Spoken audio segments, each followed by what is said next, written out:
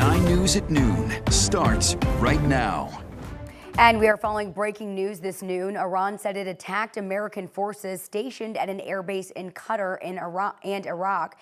This video we have right now from the attack near Doha. Officials say there are no reported casualties. However, it's unclear what the extent of damage is there.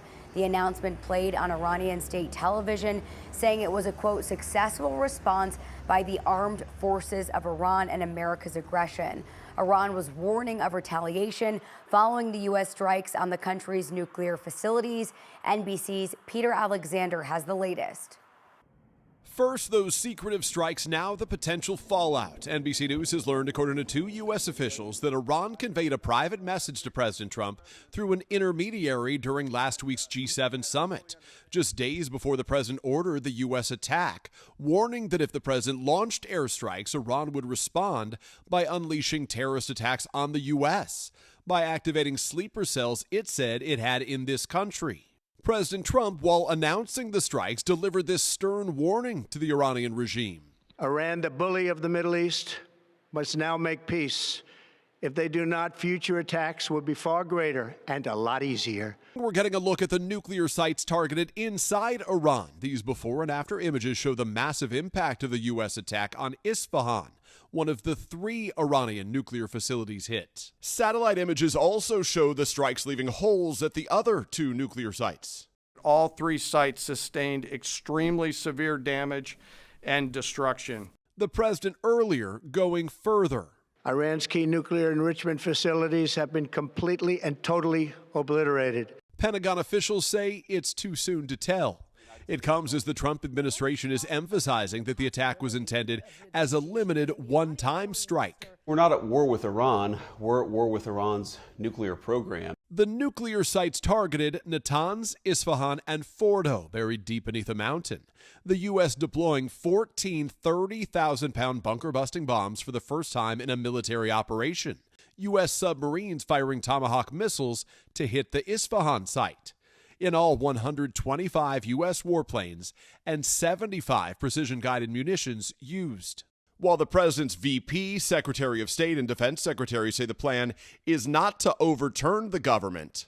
We don't want a regime change. This wasn't a regime change move. This mission was not and has not been about regime change. President Trump's now leaving the door open to that happening, posting, if the current Iranian regime is unable to make Iran great again, why wouldn't there be a regime change? With protesters gathering outside the White House and in Times Square, many Democratic lawmakers and at least 2 Republicans coming out against the president's strikes. We are tired from all of these wars. Like many across the country protesting the strikes, a Coloradan who came from Iran is calling for peace. 75-year-old Roshan Kiani has spent nearly every weekend for the last 4.5 years outside of the Colorado State Capitol protesting the Iranian government and its treatment of people. Kiani advocates for women's rights and democracy in Iran after his sister was executed for not wearing a headscarf. But after the U.S. bombings on Saturday, his protest this weekend felt different. I'm not supporting the war. I'm here for education.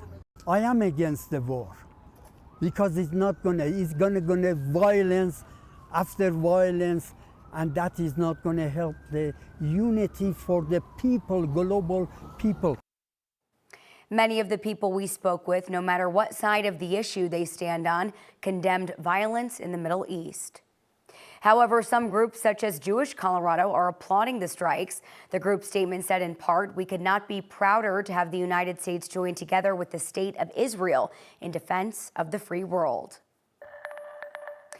Back here at home as we take a live look outside, certainly gloomy and foggy out there, looking and feeling a lot different than it did over the weekend as we look live in the Golden area.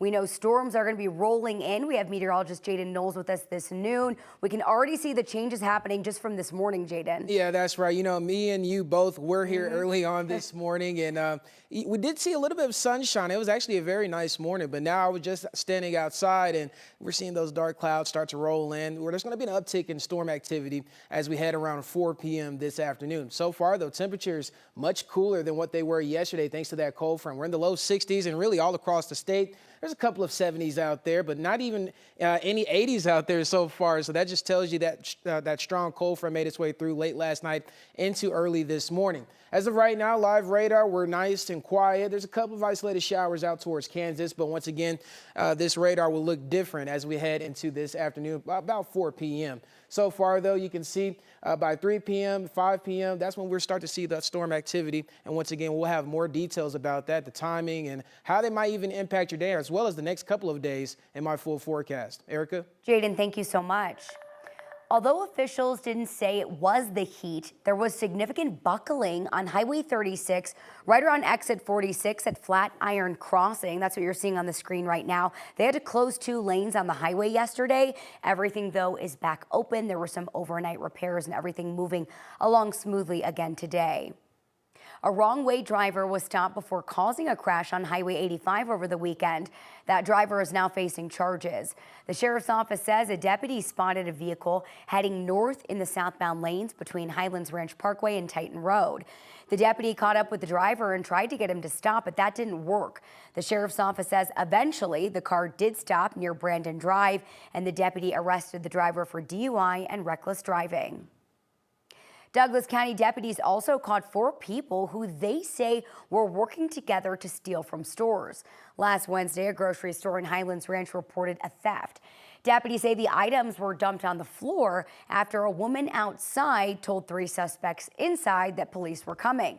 Deputies say the group also had garbage bags full of $5,000 worth of items in the van from another grocery store in Centennial.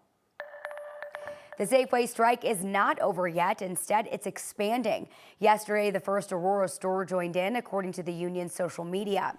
This latest store is near Mississippi and Buckley.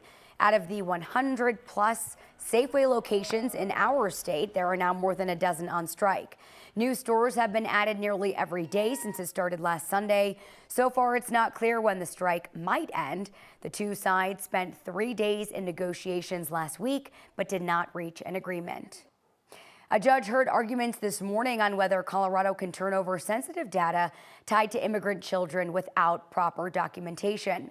Governor Jared Polis is backing the move, saying a federal subpoena for information on 35 adults caring for unaccompanied minors is part of a criminal investigation into possible trafficking, not immigration enforcement. But a state employee sued to stop it, arguing the records could help ICE find and deport those children. A Homeland Security special agent signed the subpoena, not a judge, raising legal questions. Colorado law only allows data sharing under certain conditions.